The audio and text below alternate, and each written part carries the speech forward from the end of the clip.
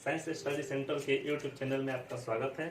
और इसमें जो है आज ऑप्टिक्स के बारे में अध्ययन करने जा रहे हैं। देखते हैं ऑप्टिक्स क्या है। ऑप्टिक्स क्या है? प्रकाशिकी, जिसमें प्रकाश का अध्ययन किया जाता है, प्रकाश के गुणों का अध्ययन किया जाता है, वह ऑप्टिक्स होता है। इसके दो प्रकार होते हैं, रे ऑप्टिक्स और वेव ऑप्टिक्स। रे ऑप्टिक्स वो होता है जिसमें किसी मतलब प्रकाश का अध्ययन जो होता है वह रेखा के द्वारा ज्यामितीय विधि से किया जाता है, वह रे ऑप्टिक्स होता है। और जिसमें वेव ऑप्टिक्स में जो होता है उसमें तरंग को मान करके और प्रकाश का अध्ययन किया जाता है, वह वेव ऑप्टिक्स होता है। तो ऑप्टिक्स में जो होता है प्रकाश के बारे में अध्ययन करते हैं, लाइट के बारे में अध्ययन करते हैं। तो जानते हैं कि लाइट क्या है। लाइट जो है ऊर्जा का एक रूप है जिससे हम किसी वस्तु को देखते हैं, जिसकी सहायता से किसी वस्तु को देख पाते हैं। लाइट का कुछ गुण होता है, जैसे वह सीधी रेखा में गमन करता है, वह हमेशा जो है सीधी रेखा में गमन करता है, स्ट्रेट लाइन में, कभी वो टेढ़ा नहीं होता है। जैसे एग्जाम्पल के रूप में देखना चाहते हैं, एक नली को लीजिए और देखिएगा कि उस नली में जो है प्रकाश हमेशा सीधे जाता है, ऐसे नहीं होता है कि इसको हम ऐसे मोड़ दें तो प्रकाश जो है ऐसे आए, ऐसे कभी नहीं होता है, वो हमेशा सीधी रेखा में ही जाता है। तो एक गुण हुआ, प्रकाश जो है सीधी रेखा में जाता है। दूसरा जो होता है, प्रकाश जो होता है वह माध्यम में भी चल सकता है और बिना माध्यम के भी चल सकता है, क्योंकि सूर्य से जो किरण आता है वह जरूर नहीं है कि वहाँ माध्यम ही होता है। और इसके बाद जो है प्रकाश जो होता है कुछ पदार्थों को पार कर पाता है और कुछ पदार्थों को जो है नहीं पार कर पाता है। इस दृष्टि से जो है पदार्थ को हम तीन भागों में बांटते हैं। पदार्थ को जो है प्रकाश पार करने, प्रकाश गुजरता है उस माध्यम से देखा जाए तो पदार्थ जो है तीन प्रकार के होता है। एक ट्रांसपेरेंट,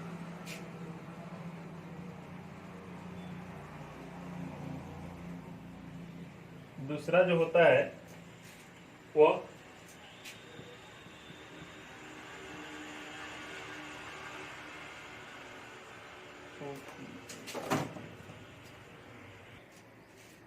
दूसरा जो है ओपेक और तीसरा जो होता है ट्रांसलूसेंट।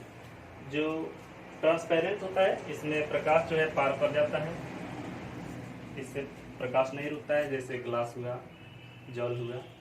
और ओपेक जो होता है इससे जो है प्रकाश पार नहीं कर पाता है, जैसे लकड़ी हुआ, लोहा हुआ, जो भी पदार्थ है जिससे प्रकाश नहीं पार करता है, ओपेक होता है। और ट्रांसलेट होता है, इससे जो होता है कुछ प्रकाश पार कर पाता है और कुछ जो है नहीं कर पाता है, इसे प्रभासी कहते हैं। और प्रकाश जो है वो एक नहीं आता है, बहुत समूहों में आता है, जिससे हम मतलब प्रकाश पुंज कहते हैं, बीम ऑफ लाइट। जो प्रकाश बहुत किरण जो है एक साथ आता है, ऐसा नहीं होता है कि एक किरण जो है आता है, बहुत से किरण जो आते हैं उसको हम लाइट ऑफ बीम कहते हैं।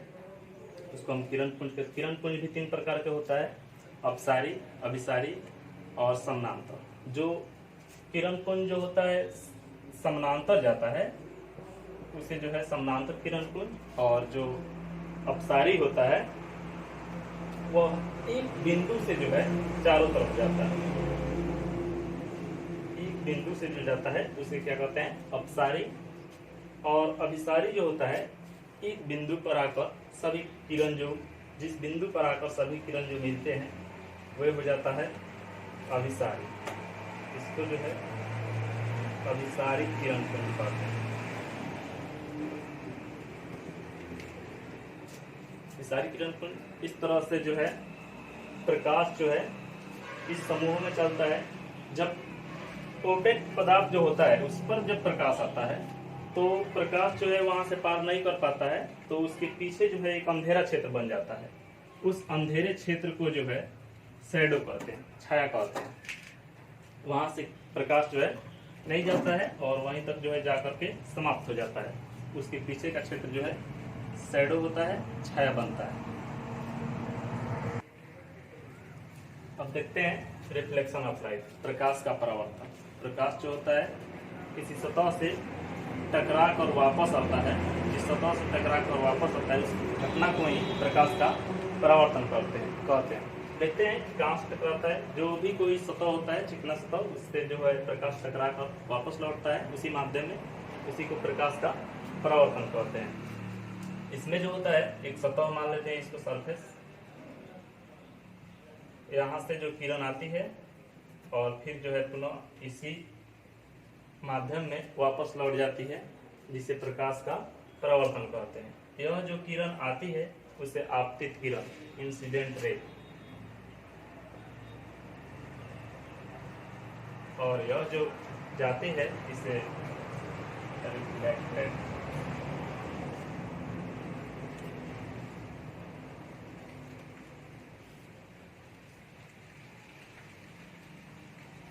तथा इस पर एक लंब खींचते हैं बांटने के लिए, जिसे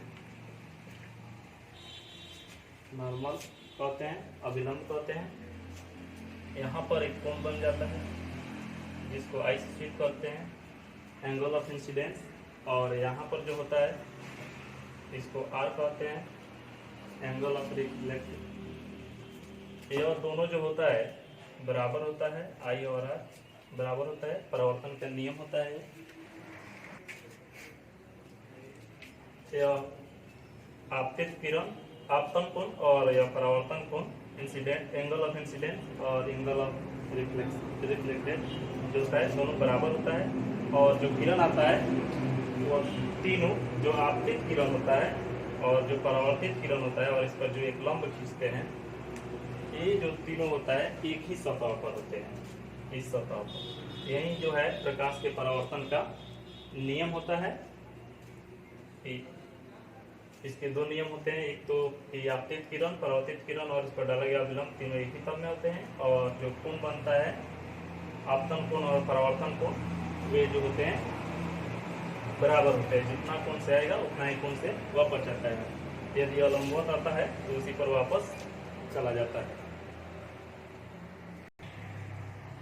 सतह जो होता है वो ऐसा नहीं है कि वो समतल ही सतह रहेगा, अवतल भी हो सकता है, उत्तल भी हो सकता है, ऐसे भी हो सकता है। और जो है आपको ऐसे भी हो सकता है सतह। इस पर भी वही नियम लागू होता है। जो प्रकाश आता है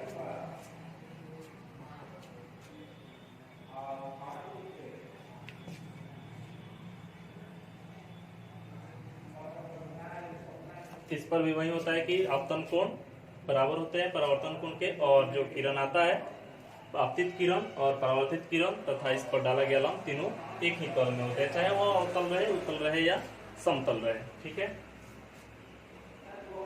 यह जो है